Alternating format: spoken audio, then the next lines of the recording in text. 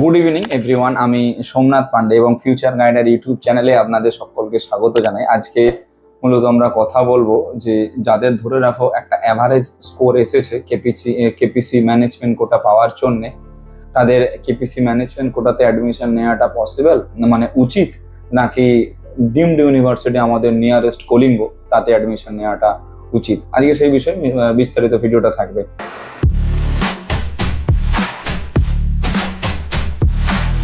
দেখো, সবার শুরুতেই যদি দেখি, কেপিসির ফিস রয়েছে 72 থেকে 75 লাখসের মধ্যে এবং কলিঙ্গর ফিস রয়েছে 84 থেকে 85 লাখসের মধ্যে। এইবারে এই দুটো কলেজে অ্যাডমিশন নিতে গেলে ম্যানেজমেন্ট কোটাতে স্টুডেন্টদের একটা নির্দিষ্ট স্কোরের প্রয়োজন হয়। ওই স্কোর ছাড়া কোনো স্টুডেন্টই অ্যাডমিশন নিতে পারে না, মানে তারা এলিজিবলই নয় অ্যাডমিশন নেওয়ার জন্য। অ্যালটমেন্ট লেটারটা লাগবে, তো অ্যালটমেন্ট লেটারটা ছাড়া অ্যাডমিশন কোনো রকমভাবে পসিবল নয়। তো এই দুটো কলেজেই অ্যাডমিশন নিতে গেলে একটা ন্যূনতম স্কোরের প্রয়োজন হয় ম্যানেজমেন্ট কোটাতে।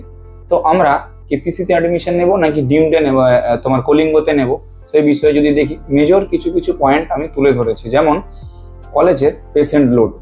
দেখো, কেপিসিতে হসপিটালের বেড সংখ্যা রয়েছে 1050, আর সেইখান থেকে দাঁড়িয়ে কলিঙ্গতে বেড সংখ্যা রয়েছে প্রায় 7200। দুটো হসপিটাল রয়েছে কলিঙ্গতে, একটা হচ্ছে 5000 বেডের হসপিটাল, একটা রয়েছে 2200 বেডের হসপিটাল। তো সেই জন্যে কলিঙ্গতে তোমার হসপিটালের বেড সংখ্যাটা বেশি, এর ফলে কলিঙ্গতে পেশেন্টের লোডটাও বেশি। দ্বিতীয় যেটা পয়েন্ট, সেটা হচ্ছে যে কি ওপিডি পেশেন্ট, অর্থাৎ ক্রিটিক্যালের থেকে বাদ দিয়ে যদি ওপিডিটা দেখি, তো ওপিডি পেশেন্টটা সব থেকে কার বেশি? ওপিডি পেশেন্টটা সব থেকে বেশি দেখো কলিঙ্গ তোমার রয়েছে ডিমডের আন্ডারে বা ডিমড ইউনিভার্সিটি নামে পরিচিত কলিঙ্গতে যে সমস্ত ডাক্তাররা সেইখানে তোমার প্র্যাকটিস করেন বা যারা সেখানে বর্তমানে চাকরি করছেন, তাদের বেশিরভাগ ডক্টরই সাউথ থেকে আসা বা ওয়েস্টার্ন পার্ট থেকে আসা আমাদের ভারতবর্ষের। আর কেপিসিতে যারা চাকরি বাকরি করছেন বা যে সমস্ত হসপিটালে ডক্টররা প্র্যাকটিস করছেন, তাদের মধ্যে মেজরিটি অফ ডক্টররা রয়েছে কিন্তু আমাদের ওয়েস্ট বেঙ্গলের থেকে। খুব কম সংখ্যক ডক্টর রয়েছেন যারা ব্যাঙ্গালোর থেকে আসছেন। এবারে বিভিন্ন জায়গাতে বা ক্রিটিক্যাল যদি কোনো সিচুয়েশন আসে, তখন সেই ক্ষেত্রে ডাক্তারদের আলাদা করে নিয়ে আসা হয়, তাদের স্যালারি পে করে বা সেই সময় অনুযায়ী তাদের পয়সা পে করে।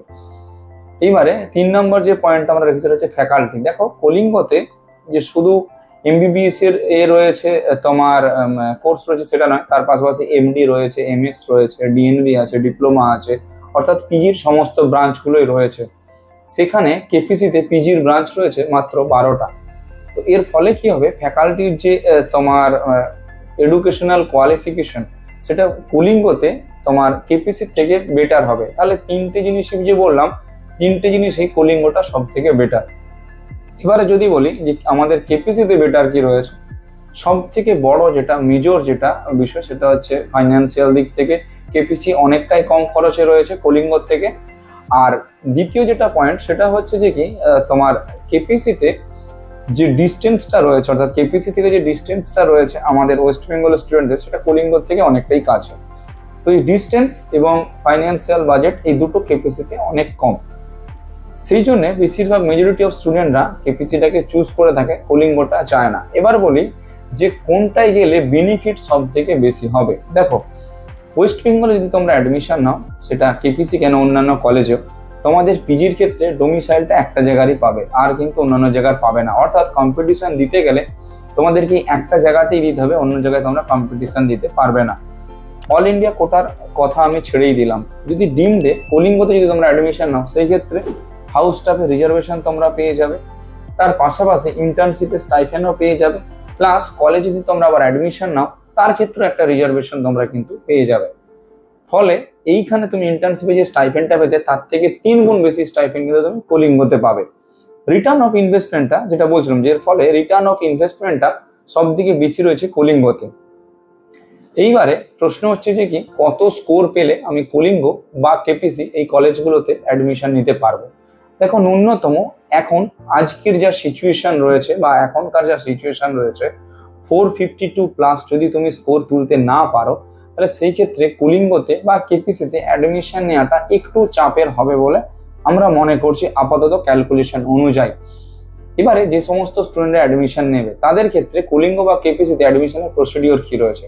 কেপিসিতে অ্যাডমিশনের প্রসিডিওর একদম সিম্পল। ডব্লিউবিএমসিসি এর কাউন্সেলিং হয়, তারপরে ফিজিক্যাল ভেরিফিকেশন হবে, তারপরে choice filling, choice locking, allotment letter এলে নিয়ে যাবে, অ্যাডমিশন হয়ে যাবে। ডিমডের ক্ষেত্রে বা কলিঙ্গর ক্ষেত্রে কি হয়, চয়েস ফিলিং করে চয়েস লকিং করলে তারপরে গিয়ে তোমাদের অ্যাডমিশনের দিনই ওই ডকুমেন্টস ভেরিফিকেশন হবে। তাই যে কোনো কলেজে অ্যাডমিশন নিতে গেলে সবসময় আগে নির্ধারিত করতে হয় যে আমার ডকুমেন্টসটা ঠিকঠাক রয়েছে নাকি। যদি ডকুমেন্টস ঠিকঠাক না থাকে তাহলে কলেজকে ইনফর্ম করতে আগে থেকে যে না আমার ডকুমেন্টসটা ঠিকঠাক নাও থাকতে পারে, আমার হয়তো কোথাও কোনো না কোনো রকম ভাবে প্রবলেম থাকতে পারে, আমাকে 1 মান্থের এক্সটেনশন দেওয়া হোক।